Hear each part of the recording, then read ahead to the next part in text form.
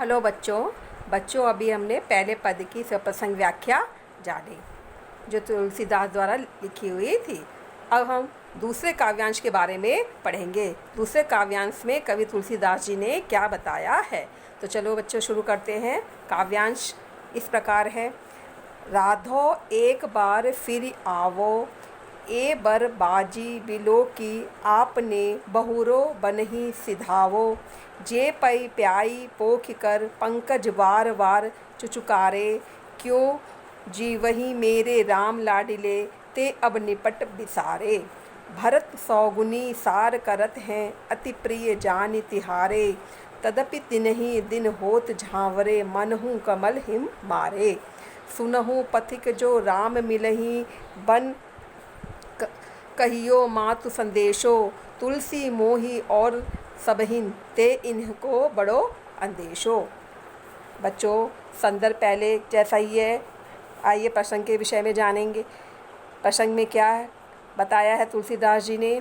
यहाँ माता कौशल्या राम गमन से दुखी घोड़े को देखकर अपने हृदय की व्यथा को इस प्रकार व्यक्त कर रही है। जब भगवान राम वन गमन को चले गए हैं तो कौशल्या जी उनके घोड़े को देख करके अपने हृदय की व्यथा को इस प्रकार बता रही हैं कि घोड़े भी कितने दुखी हैं। व्याख्या इस प्रकार है बच्चों।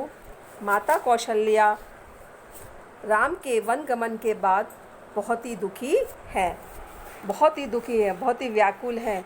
वे राम से संबंधित सभी वस्तुओं और प्राणियों में उनकी विरह वेदना का अनुभव कर रही है।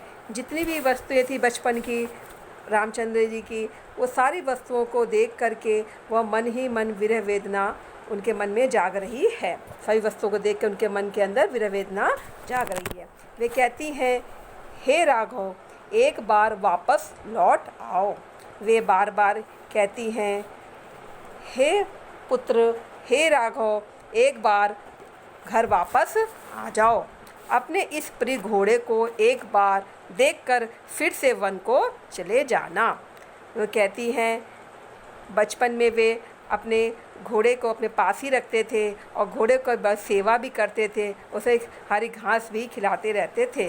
तो उस घोड़े की दशा को देख करके वो रामचंद्र जी को कह रही हैं कि एक बार आ करके अपने इस घोड़े को देख लो, जिसे तुम जल पिलाकर अपने कमल रूपी कोमल हाथों से सहलाते थे, बार बार पुचकारते थे। वह घोड़ा तुम्हारे विरह में कितना दुखी है। आ करके तुम उस घोड़े को एक बार देख लो। मेरे लाडले राम वह तुम्हारे बिना भला क्यों जीवित है। अब वो कैसे तुम्हारे बिना जीवित रह रहा है हमें समझ में नहीं आ रहा है, क्योंकि उसे तुमने इन दिनों पूरी तरह से छोड़ दिया है। तुमने अब उसका ध्यान रखना छोड़ दिया है। यह तुम्हारा अति प्रिय घोड़ा है, जिसे तुम बचपन से खिलाते आए हो, जो तुम्हें बहुत ही प्रिय था, उसका साथ भी तुमने छोड़ दिया है। यह विचार कर भरत उसकी 100 गुनी देखभाल करते हैं, लेकिन वहाँ जाने के बाद भरत उसकी देखभाल कर रहे हैं, फिर भी यह दिनों दिन मुरझाता जा रहा है। इतनी सेवा करने के बाद भी वह मुरझा रहा है, सुस्त होता जा रहा है। ऐसा शिथिल हो गया है मानो कमल पर हिमपात हो गया हो। ऐसा लगे जैसे कमल के फूल पर हिमपात हो गया हो। हे पथिक सुनो, यदि मार्ग में कहीं पर भी तुम्हें राम मिल जाएं तो उनसे माता का यह संदेश कह देना। रास्ते में चलने वाले हर किसी को माता कौशल्या यह संदेश दे रही हैं कि राम जी तुम्हें कहीं मिले तो उन्हें ये बता देना कि तो तुम्हारा घोड़ा था जो तुम्हें बहुत ही प्रिय था, जिसे तुम पान जल पिलाते थे, भोजन खिलाते थे और सहलाते रहते थे, पुचकारते रहते थे, वो तुम्हारे जाने के बाद बहुत ही शिथिल हो गया है। तुलसीदास जी कहते हैं कि मुझे और सबकी भी तुम्हें राम मिल जाएं तो उनसे माता का यह संदेश कह देना।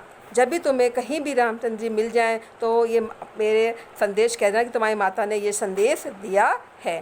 तुलसीदास जी कहते हैं कि मुझे और सबकी अपेक्षा इन प्राणियों की बड़ी चिंता लगी हुई है, मुझे इन प्राणियों की भी बहुत चिंता लगी हुई है, अतः हे राम एक बार आकर इन्हें दर्शन दे करके वापस लौट जाओ। माता की मन की व्यथा को तुलसीदास जी इस प्रकार यहाँ पर बता रहे हैं, कह रहे हैं कि हे राम एक बार आ करके इन्हें दर्शन दे करके वापस लौट जाओ। ये कहते बच्चों काव्यांश की व्याख्या थी। अब हम विशेष के बारे में जानेंगे। यह पद ब्रज भाषा की रचना में लिखा गया है। दूसरा, यहाँ वात्सल रस का अद्वितीय विवेचन देखने को मिलता है। भाषा में सहजता है, भावानुकूलता है, ये सब सारी चीज़ें देखने को मिलती हैं। यहाँ अनुप्रास, रूपक, उत्प्रेक्षा आदि अलंकारों का भी प्रयोग किया गया है।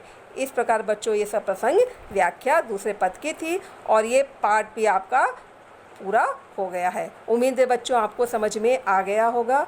धन्यवाद बच्चों।